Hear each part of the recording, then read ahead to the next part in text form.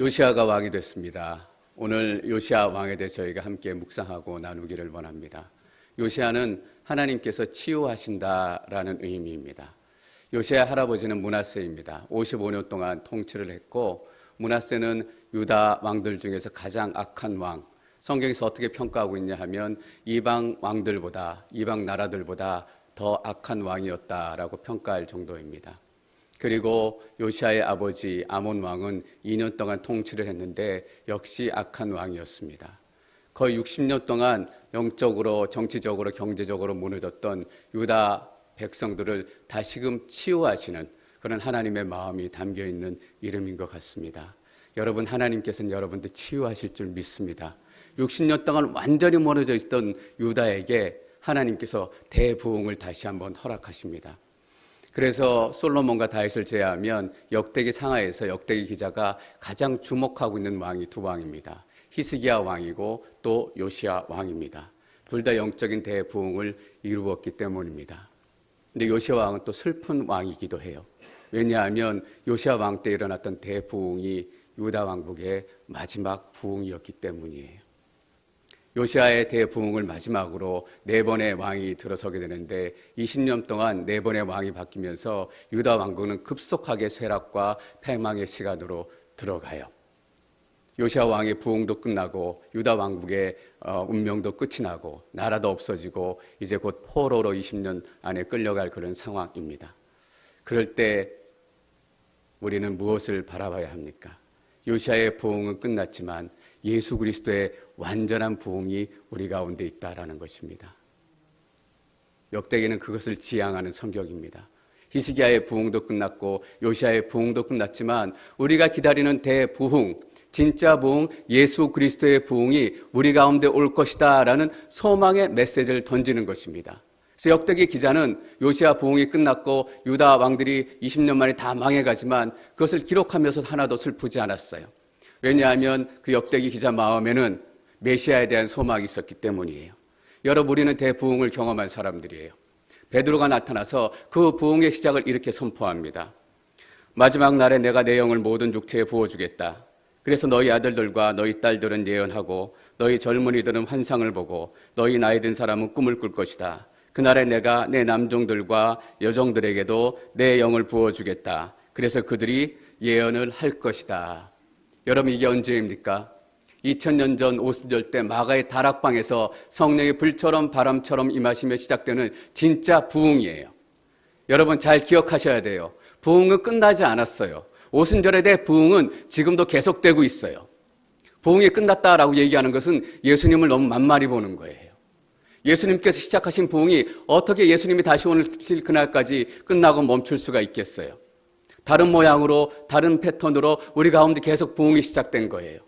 저는 앵커리지에 대한 소망을 같이 다시 한번 꿈꾸게 되는 게 바로 이것 때문이에요. 예수님의 부흥이 이 땅 가운데 끝나지 않았다면 어떻게 앵커리지의 부흥이 끝났다라고 우리가 건방지게 얘기할 수 있는가? 요시아, 그 훌륭했던 왕은 사라졌습니다. 그런데 진짜 선한 왕, 메시아가 우리 가운데 오신 거예요. 어제 우리가 크리스마스를 보냈잖아요. 아기 예수가 태어나셨다. 이 의미는 뭐냐 하면 대부흥이 시작됐고 진짜 왕이 우리 가운데 오셨다라는 의미입니다. 여러분, 부흥은 지금도 계속되고 있습니다. 그 부흥 때문에 얼마나 많은 사람들의 인생이 바뀌어지고 얼마나 많은 사람들이 예수님 만나는지 모르겠어요. 제가 뉴스를 잠깐 보니까 이라크의 크리스마스가 공식 휴일로 결정이 됐대요. 그냥 노는 날 하루 더 생긴 걸까? 아니에요. 하나님께서 이 시대에도 역사하신다라는 저는 작은 사인이라고 믿습니다. 크리스마스를 지킬 수 없는 저 무슬림 땅에 몇백 명씩 모여가지고 선교단체의 지원을 받으며 이번 크리스마스 예배를 드렸다라는 거예요. 여러분, 우리의 눈을 열고 우리 영적인 마음을 열면 이 땅에 진행되고 있는 부흥을 보는 거예요. 여러분, 그 부흥이 우리 자녀들을 끌고 갈 거예요. 우리의 잔소리, 우리의 책망, 우리의 혼내는 소리가 그 자녀들을 바꾸지 못해요. 예수 그리스도의 부흥이 그 삶 가운데 들어가게 되면 그들의 인생은 완전히 바뀌게 될 줄 믿습니다. 1절, 2절 말씀 함께 읽습니다. 1절, 2절 시작. 히샤는 8세의 왕이 됐고 예루살렘에서 31년 동안 다스렸습니다. 요시아는 여호와의 눈앞에 올바르게 행동했고 그 조상 다윗의 길을 걸어 좌우로 치우치지 않았습니다.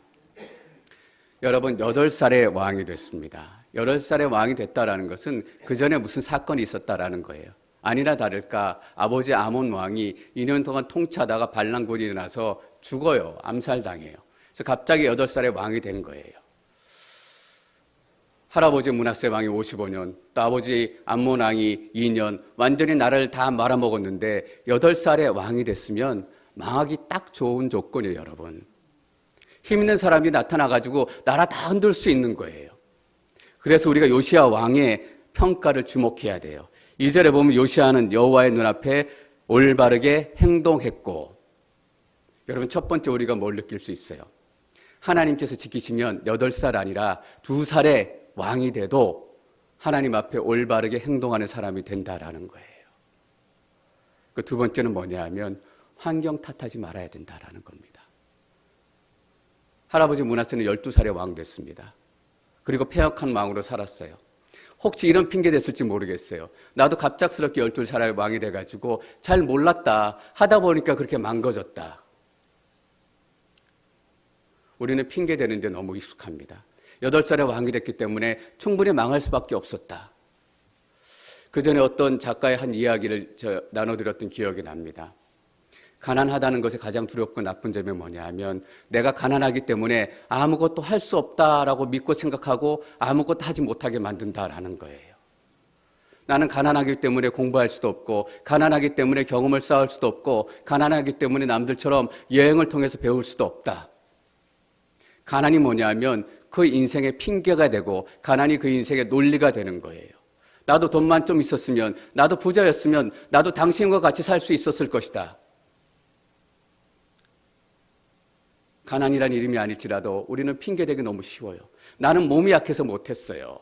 나는 배운 게 없어서 못했어요. 나도 좋은 친구 만났으면 잘 될 수 있었을 거예요. 여러분, 앵커리지에 좋은 교회가 없고 앵커리지에 좋은 차세대 사역자가 없고 더 이상 우리는 그런 핑계 대지 말아야 돼요. 여러분, 앵커리지보다 더 신앙생활하기 좋은 곳이 어디 있어요? 겨울 나가보세요. 아침부터 저녁까지 금방 껌껌해져가지고 나가 살 일도 없고 하루 종일 집에서 성경 읽는 것밖에 뭐 있어요? 집에서 기도하는 것밖에 뭐 있어요? 앵커리지에 좋은 교회가 없다. 앵커리지에 설교 잘하는 목사 없다. 앵커리지에 차세대 사역자가 없다. 아니에요, 여러분. 요시아는 8살의 왕이 됐는데 하나님께서 지키시니까, 그리고 그가 하나님 앞에 나아가니까 이런 평가받는 거예요. 요시아는 여호와의 눈앞에 올바르게 행동했고 그 조상 다윗의 길을 걸어 좌우로 치우치지도 않았습니다. 여러분 삶에 어떤 핑계가 있는지 모르겠습니다. 저는 그것들이 여러분들의 핑계가 더 이상 되지 않기를 원합니다. 그것들을 통해서 하나님 만나시는 축복의 통로가 될 줄 믿습니다. 그렇게 우리는 신앙생활해요. 지금 어려운 것 같지만, 지금 그것이 나에게 핑계가 되는 것 같지만 더 이상 내가 핑계로 삼지 않고 여기서 내가 하나님 만나고 하나님으로 인해서 다시 일어서겠습니다 라고 얘기하면 축복의 통로가 되는 거예요. 여러분 기억하십시오. 요시아는 8살의 왕이 됐습니다. 그런데 하나님 앞에 올바르게 행동하는 사람이 됐습니다. 3절 말씀 계속 읽겠습니다. 3절 시작. 그가 다스린 지 8년째 되던 아직 어릴 때 요시아는 그의 조상 다윗의 하나님을 찾았습니다. 그가 다스리던 12년에 그는 유다와 예루살렘에서 산당과 아세레 상과 조각해 만든 우상들과 부어 만든 형상들을 없앴습니다. 오늘 읽은 본문은 요시아 왕의 인생을 26가지 4단계로 나눕니다. 8살 때 왕이 됐고 16살 때 하나님을 찾기 시작했고 또 20살 때 종교개혁을 시작하고 또 26살 때 성전 보수를 시작했습니다.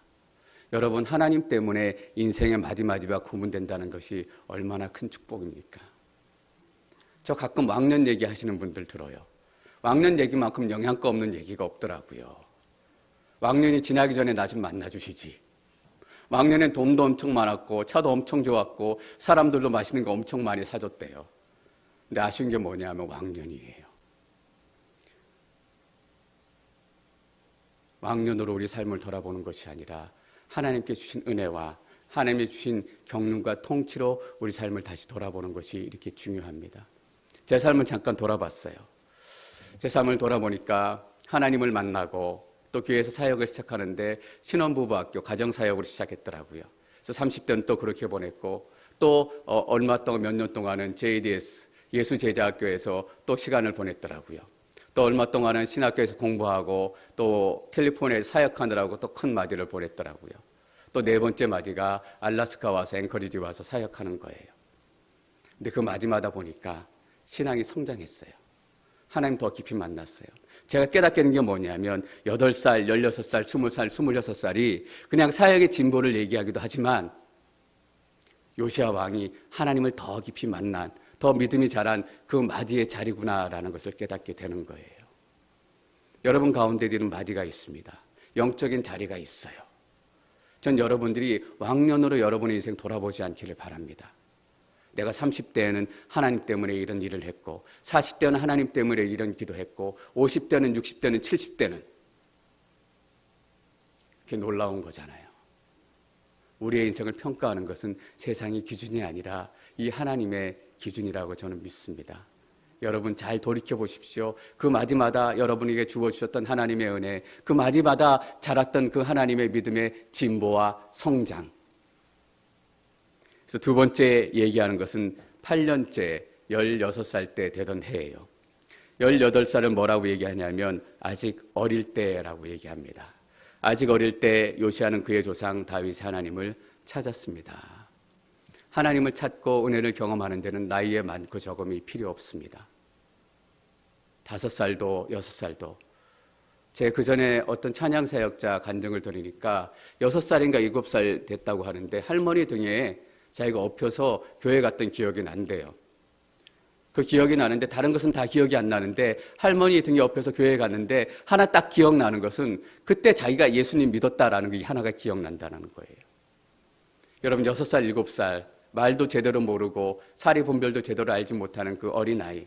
근데 몇십 년 지난 그 시절을 돌아보니까 내가 그때 할머니 등에 엎혀 있었을 때 하나님 믿고 예수님 믿었다라는 기억이 또렷이 난다라는 거예요. 아직 어릴 때 요시야는 하나님을 찾기 시작한 거예요.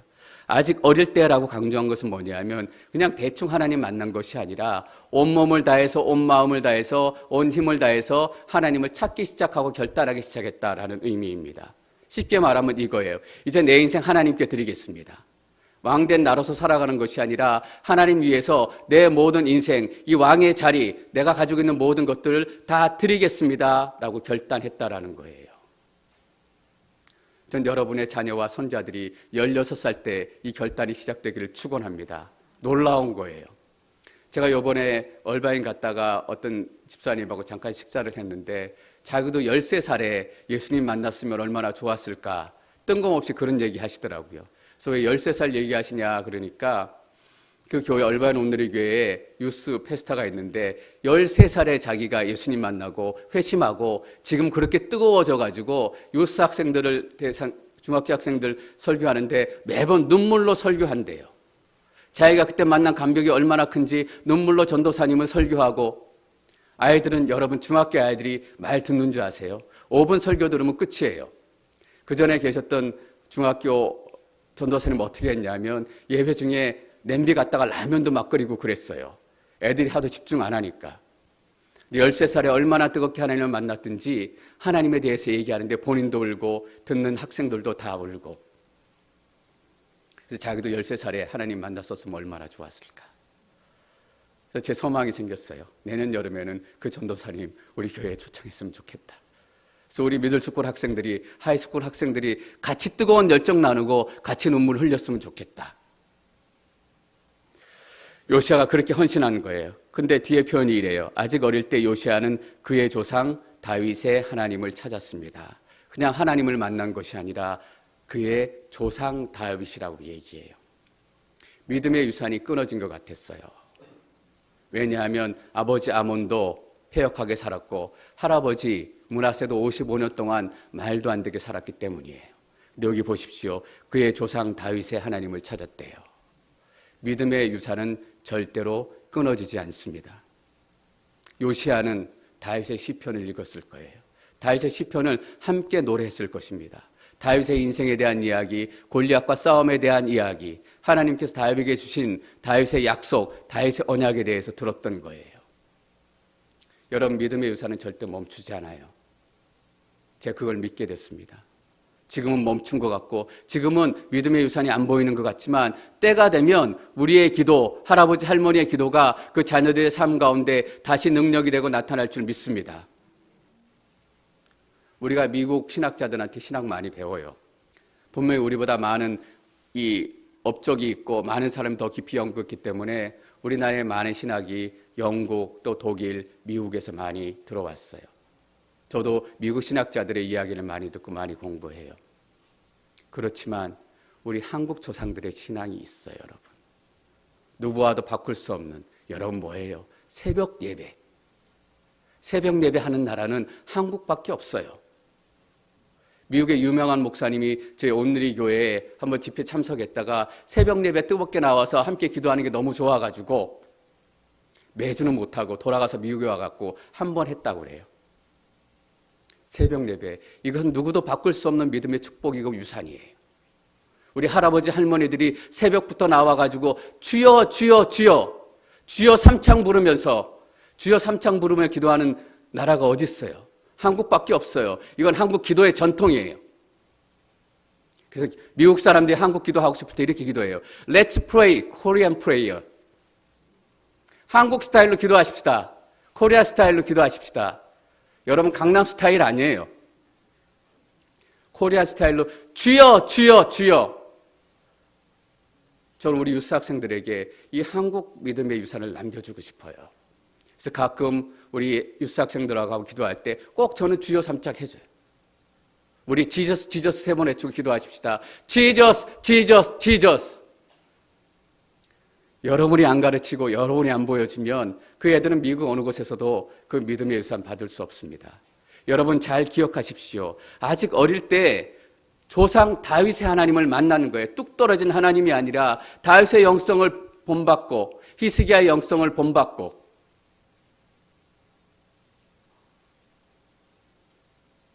저는 이 설교 이후에 저희 새벽 예배가 여기 계신 분들로 가득 차게 될 줄 믿습니다. 우리 할머니 할아버지가 새벽 예배하고 엄마 아버지가 새벽 예배하고 어느 순간인가 나도 한번 새벽 예배 나가야 되겠다. 제 딸의 5학년 때 기억이 납니다. 5학년 때 저희 부부가 새벽 예배 가면 그렇게 따라가고 싶어 했어요. 따라가는 게 정말 좋은가 봐요. 따라와서 기도하는 것이 아니라 오자마자 자요. 근데도 꼭 따라오더라고요. 그 어린 나이에 가는 게 뭔가 좋은 것이 있다라는 생각이 들었나 봐요. 같이 설교 듣다가 졸면 무릎 위에 베고 자고. 근데 중학교 가면서부터 안 나오더라고요. 근데 저는 믿어요. 그 인생의 어느 순간에 그때 드렸던 새벽 예배 영성이 다시 회복될 것이다. 그때 주여 주여 주여 주여 삼창하고 드렸던 기도가 어느 순간에 그 삶 가운데 나타나게 될 것이다. 여러분 포기하지 마십시오. 절대 믿음의 유산은 꺾이거나 빼앗기지 않습니다. 하나님 주신 믿음의 유산이 반드시 계속해서 진행될 줄 믿습니다. 두 번째 요시야의 시기가 8년째 되던 때 16살이에요. 3절 말씀 다시 한번 읽겠습니다. 3절 시작. 다스린지 8년째 되던 아직 어릴 때 요시야는 그의 조상 그가 다스리던 12년에 그는 유다와 예루살렘에서 산당과 아세라상과 조각해 만든 우상들과 부어 만든 형상들을 없앴습니다. 20살 됐을 때 12년 통치하고 12년 지난 다음에 드디어 종교 개혁을 시작합니다.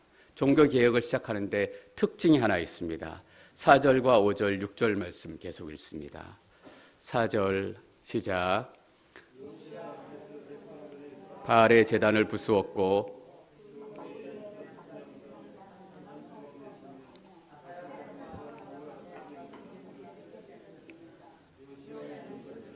산산조각 그것들의 희생제물을 드리던 사람들의 무덤에 뿌렸습니다.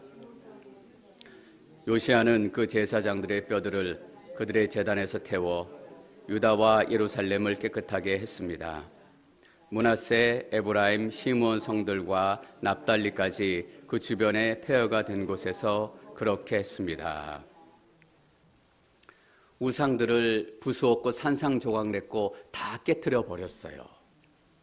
유다 왕이니까 예루살렘하고 유다에서는 그럴 수 있어요. 근데 6절 보세요. 므낫세, 에브라임, 시므온 성들과 납달리까지 어디를 얘기해요? 북이스라엘이에요. 그냥 이스라엘 땅을 깨끗하게 했다라고 얘기하지 않고 구체적으로 지파들 얘기해요. 므낫세, 에브라임, 시므온 성들과 납달리까지. 납달리는 가장 북쪽이에요. 예루살렘에서 가장 먼 땅이에요. 왜 북이스라엘의 땅이라는 것을 강조하고 싶었을까? 요시야의 개혁이 유다와 예루살렘에만 머문 것이 아니라 온 이스라엘 땅까지 다 진행이 됐다라는 거예요. 여러분 좀 이상하지 않으세요? 북이스라엘은 아시리아에게 망했잖아요. 아시리아에게 완전히 망해서 아시리아가 통치하고 있는 땅이라서 아무도 갈 수 없는 곳이에요. 근데 요시야가 보니까 7절에 보면 온 땅의 분향단을 다 찍어내고 예루살렘으로 돌아왔다라고 얘기하고 있습니다. 뭐냐 하면 그곳까지 가가지고 그냥 종교 개혁하십시오 이 정도가 아니라 부수고 깨트리고 다 집어 던지고 왔다라는 거예요. 아시리아가 점령하고 있는 땅에. 어떻게 그럴 수 있었을까? 당시에 국제정세에 좀 변화가 있었어요. 그렇게 기세등등했던 아시리아가 점점 국력이 쇠해지고 점점 힘이 약해져서 북이스라엘 다스리고 있던 그 소나기가 느슨해진 거예요. 여러분, 요시야 왕이 국제정세의 이 기회를 어떻게 이용했어요? 온 땅을 종교개혁해야 되겠다. 종교개혁의 기회로 사용한 거예요. 여러분 기회가 생기면 어떠세요? 꽁돈이 생긴다. 그럼 어떤 마음이 먼저 드세요? 야, 저번에 급백 사고 싶었는데 사야 되겠다. 갑자기 시간이 생기면 어떤 생각이 들어요? 야, 이번엔 제대로 휴가 한번 가야 되겠다. 우리는 기회가 생기면 그렇게 생각해요. 근데 요시야 왕은 이 국제정세의 기회를 내 권력을 강화시키고 내 왕권을 안정시키고 내 경제적을 더 늘리겠다라고 생각하지 않고 이 기회를 종교개혁의 기회, 하나님의 나라로 이 땅을 다시 한번 만들 그 기회로 삼아야 되겠다라고 생각한 거예요. 여러분, 이게 요시야 왕의 놀라운 점이에요. 정치적인 이유, 경제적인 이유로 남유다와 북왕북이 갈라졌어요. 근데 하나님으로 말미암아 이 나라가 다시 통일을 이루고 있는 거예요. 에베소서 5장 16절 말씀 저희가 같이 한번 읽겠습니다. 에베소서 5장 16절 시작. 세월을 아끼십시오. 때가 악합니다. 때가 악하대요. 그전에 설교하면 때가 악하다라는 것이 어떤 의미인 줄 아십니까? 때가 악하다라는 것은 점점 사단의 그 발악이 강해지고 있고 예수 믿기가 더 어려워지고 때가 어두워지고 있습니다 라는 설명이 필요했어요. 근데 이제는 그런 설명 필요하지 않아요. 너무나 악해져서 때가 악합니다 라고 얘기하면 설명이 없어도 다 고개를 끄덕끄덕거리는 세상이 됐어요. 예수 믿기 어려워지고 예수 믿는 것이 핍박의 이유가 되고 예수 믿고 살아가는 것이 더 어려운 시대가 됐다. 때가 악하다라는 거 설명 없이 다 맞습니다. 때가 악해지고 있습니다. 근데 그 앞에 붙은 말이 무엇입니까? 세월을 아끼십시오. 세월을 아낀다라는 말이 여러분 무슨 말입니까? 기회를 잡으라라는 얘기예요. 기회가 있을 때마다 그 기회를 사용하라는 얘기예요. 여러분, 돈 냄새에 기가 막히게 맞는 분들 계시더라고요. 제가 한국의 IMF 1997년에 IMF 날 때 증권회사에 있었기 때문에 그때 어떤 일들이 일어났는지 다 기억하고 있어요. 나라는 다 망할 것 같고 주식시장은 폭락하고 은행이 문 닫고 대기업이 다 무너지고 그런 상황에서 아무도 주식을 살 것 같지 않은데 어떤 소식이 들렸냐 하면 머리에 머리에 꽂는 거? 예, 꽂고 머리가 하얀 할머니가 몇 억씩 들고 증권사 객장에 찾아온다는 거예요. 이해가 되지 않는 거예요. 나라가 다 망해지고 있는데 그 할머니들이 무슨 경제에 대해서 한다고 돈을 몇 억씩 들고 와가지고 한전 주식 사주세요. 무신 주식 사주세요. 거기가 바닥이더라고, 쉽게 얘기하면. 돈 냄새 기가 막히게 맞는 분들이 있어요. 기회를 잡는 거예요. 여기서 세월을 아끼십시오라고 얘기하는 기회는 뭐냐 하면 기회가 있을 때마다 하나님을 증거하고 하나님을 전하십시오라는 얘기예요. 기회가 있을 때마다 당신이 여가 시간이 생기고 당신에게 여가 넉넉한 물질이 생기면 그 물질을 통해서 그 시간을 통해서 기회가 있을 때마다 찬스가 있을 때마다 빛을 내서 소망을 내서 살아가십시오. 그래서 당신의 삶을 통해서 기회가 있을 때마다 예수 그리스도를 드러내십시오. 찬스를 잘 맡아가지고 돈 냄새를 잘 맡고 이런 의미가 아니에요. 여러분 영적인 찬스를 잡는 건 어떤 것입니까? 여러분 우리가 윈터 컨퍼런스 하잖아요. 파워 오브 갓. 하나님의 능력. 이게 기회예요. 그동안 우리가 기도했던 젊은 청년들, 젊은 학생들 어떻게 해서든지 파워 오브 갓을 경험하게 해주자. 기도하고 그들을 위해서 금식하고 여러분 그게 세월을 아끼는 거예요.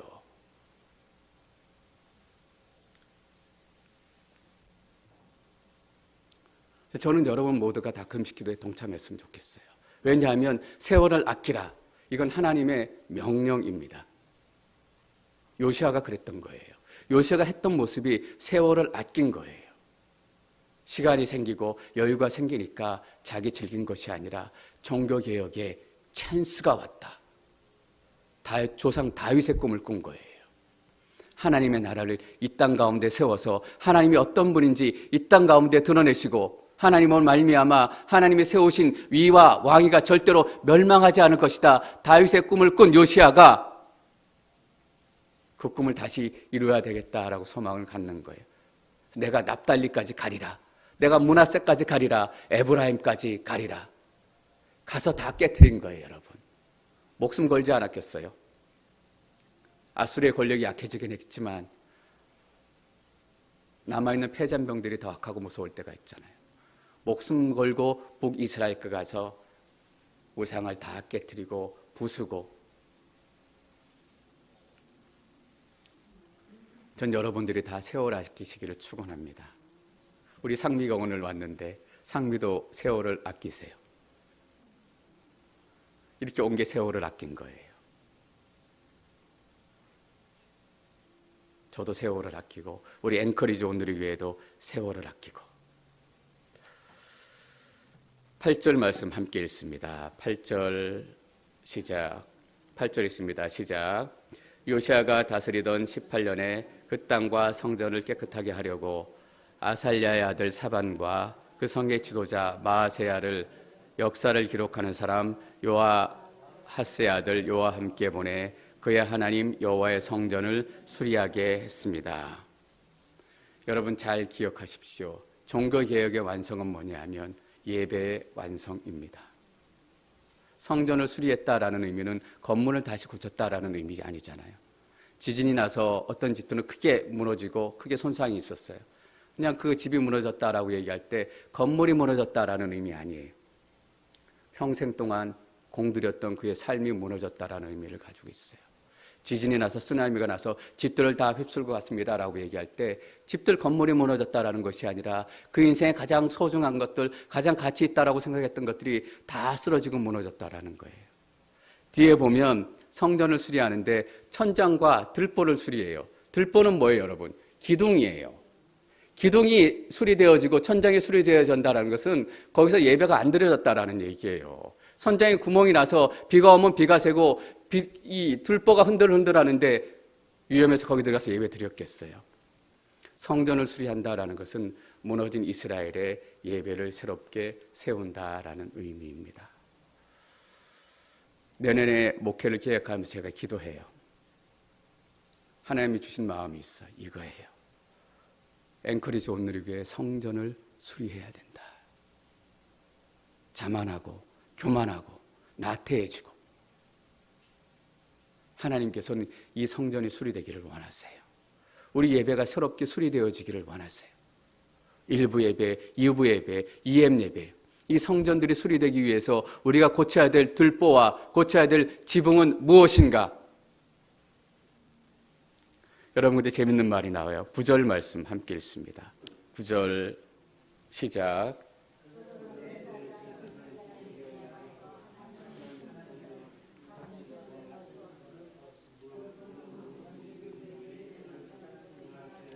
에브라임과 이스라엘에 남은 모든 사람들과 온 유다와 베냐민 사람들과 예루살렘에 사는 사람들에게서 거둔 것이었습니다. 우리가 히스기야의 종교개혁을 나눌 때도 똑같은 저희가 생각을 했습니다. 결정적인 순간에 등장하는 사람들이 누구입니까? 레위 지파예요. 레위 지파들이 돈을 받아가지고 공사하는 사람들을 감독했대요. 그리고 뒤에 보면 악기 연주하는 레위 지파 사람들도 그 공사 현장에 같이 나왔어요. 여러분, 악기 연주하는 사람이 공사 현장에 있다는 것이 뭐 그렇게 중요하겠어요. 근데 레위 지파들이 이 일들을 다 맡아서 했다라고 역대기 기자는 요시야의 개혁의 중간에 또 끼워 넣는 거예요. 여러분, 어떤 의미라고 말씀드렸어요? 이 시대의 종교개혁은 여러분들을 통해서 일어나야 된다는 거예요. 제가 예배를 바꾸고 제가 순서를 바꾸고 목사님이 알아서 하겠지, 누가 사역자가 알아서 하겠지, 이렇게 기대하지 말라라는 거예요. 레위 지파는 이 시대에 누구라고 얘기했어요? 여러분 한 사람 한 사람 한 사람이에요. 여러분 한 사람 한 사람의 들보가 바뀌어지고 여러분 한 사람 한 사람의 예배 천장이 바뀌어지는 것이 종교개혁이 진행되는 것이고 종교개혁을 감독하는 것이에요. 여러분, 제 얼굴 쳐다보고 계시지 마십시오. 예배의 갱신은 제가 일으키는 것이 아니라 여러분 개인적인 삶을 통해서 일어나는 것입니다. 제가 여러분 한 분 한 분을 위해서 기도해야 되겠어요. 어느 장로님, 어느 권사님, 어느 집사님, 하나님 은혜 주셔서 예배가 세워지게 해주십시오. 그 집사님의 예배 들보가 무너져 있고 흔들리고 있습니다. 천장을 지켜주시고. 그런데 우리가 어떻게 그 일을 감당해야 되는가라는 것을 결론 부분에서 이야기하고 있습니다. 12절 말씀 읽겠습니다. 12절 시작. 그 사람들은 성실하게 일했습니다.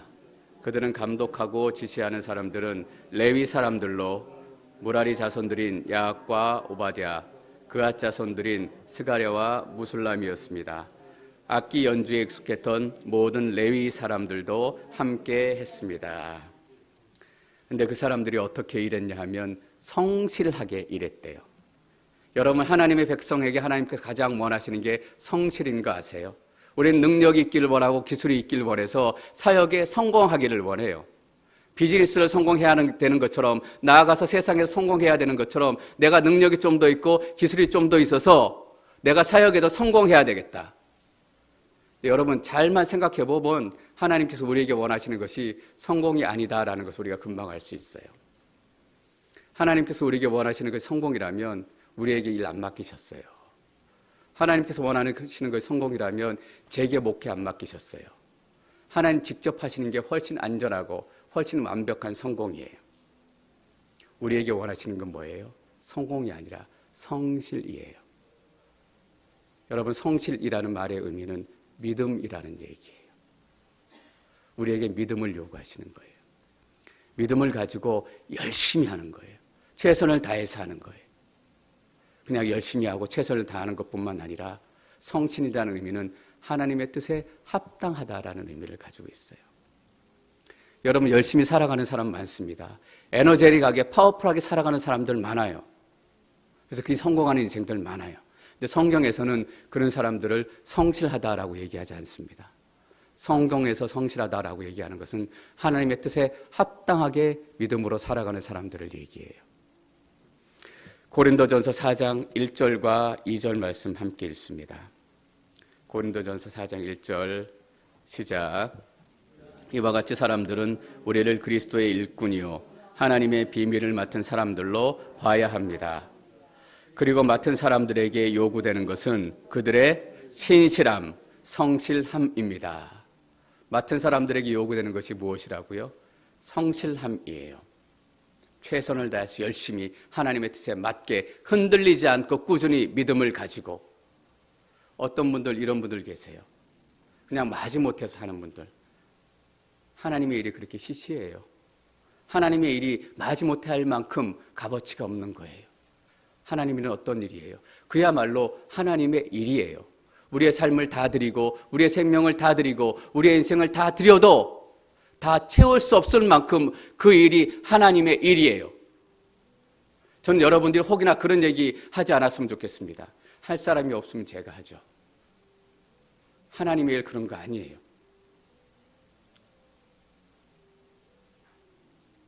믿음을 가지고. 하나님께서 우리에게 원하시는 것은 신실함입니다. 오늘 요시아의 통치를 잠깐 살펴봤습니다. 하나님께서 4단계 인생의 구분을 주셨어요. 그 인생을 통해서 하나님 역사를 이루어 가시고 하나님의 일들을 이루어 가시고 놀라운 일들을 이루어 가세요. 그리고 그들에게 요구되었던 것들은 성실함입니다. 저도 성실한 목사가 되어야 하겠습니다. 여러분들도 성실한 크리스찬 되기를 축원합니다. 여러분의 능력으로 이룰 수 없어요. 하나님의 능력으로 이루시는 것이 가장 안전하고 완벽한 성공입니다. 우리를 부르신 것은 믿음 때문이에요. 여러분 기도하면 기도 응답이 와요. 결국 우리에게 이루어지는 것이 뭐냐 하면 기도하면 믿음이 자라요. 기도 응답이 목표가 아니라 기도의 목적은 우리의 믿음이 자라는 것이고 우리가 성실하고 신실한 사람이 되는 것입니다.